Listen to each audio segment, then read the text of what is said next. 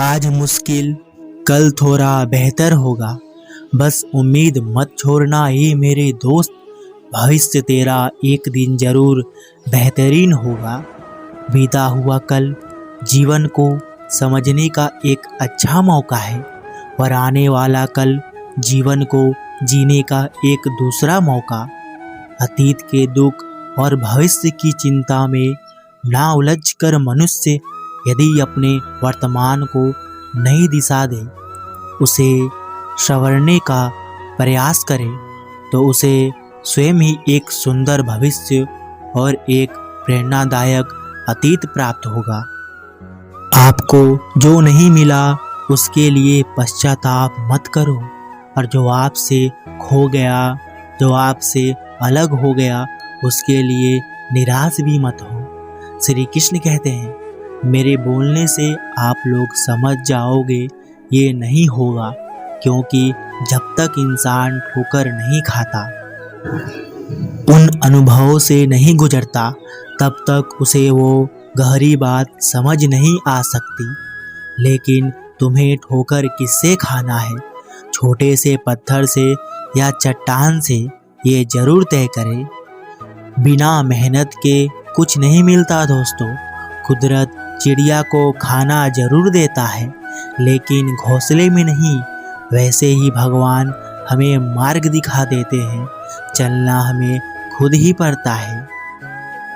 अपने जीवन में एक लक्ष्य बनाओ और कुछ समय के लिए विश्राम को भूलकर निरंतर उसे पाने के लिए प्रयास में रहो। फिर सफलता आपके कदमों में होगी और सुकून जीवन में। दुनिया के सबसे ज़्यादा सपने एक ही बात ने तोड़े हैं, लोग क्या कहेंगे। आप चाहे कितना भी अच्छे कर्म लो, लोग आपकी हमेशा बुरी ही बात याद रखेंगे।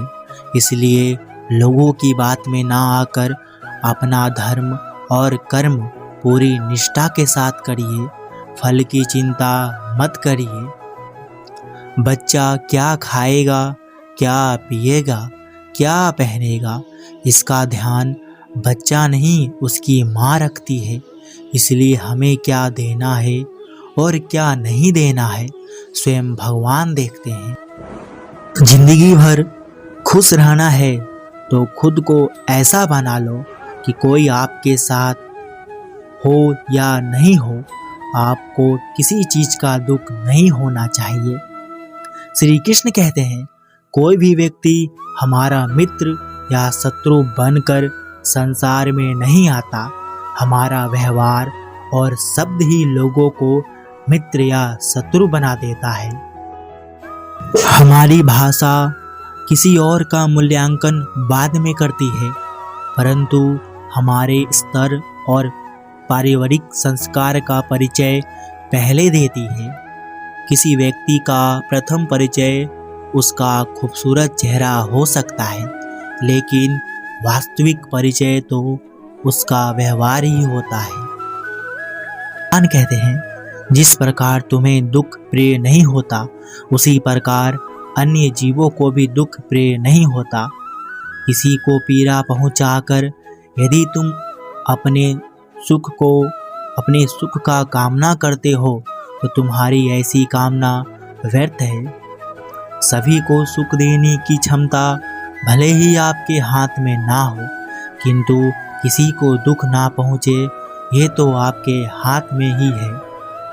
लंबा धागा और लंबी जुबान केवल समस्या ही देती है, इसलिए धागे को लपेटकर और जुबान को समेट कर रखना ही चाहिए।